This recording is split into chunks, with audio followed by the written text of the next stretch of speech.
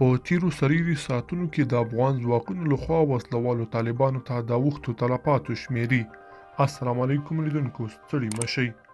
تیرو سريري ساعتونو کې 149 طالبان وژل شوي او 80 تنه نور ټپیان شوي. دفاعي او امنیتي ځواکونو سره متقابل بریدونو او نښتو کې 149 طالبان ووژل شول، 80 تنه نور ټپیان شول. د دښمن زیات شمیر وسلې او مهمات هم له منځه یوړل شول.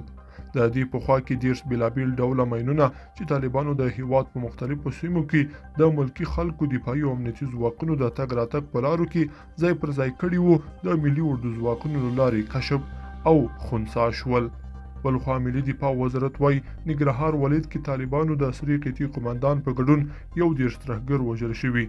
تېره ورځ دفاعي او امنیتي ځواکونو د هوایي قواو په ملاتړ د ننګرهار ولایت حصارک ولسوالۍ اړوند ظریف خیل سیمه کې پر طالبانو هدفمند بریدونه ترسره کړل، چې په ترڅ کې طالبانو د عصري قطعي قمندان احمد په ګډون 11 ترهګر ووژل شول.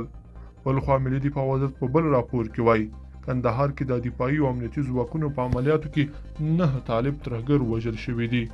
تېره ورځ دفاعي او امنیتي ځواکونو د هوایي قواو په ملاتړ د کندهار ولایت په شاولي کوټ او میوند ولسوالۍ کې پر طالب ترهګرو عملیات ترسره کړل، چې په پایله کې 9 طالبان ووژل شول، 3 تنه پکې ټپیان شول او د دښمن زیات شمیر وسلې او مهمات هم له منځه یوړل شولې.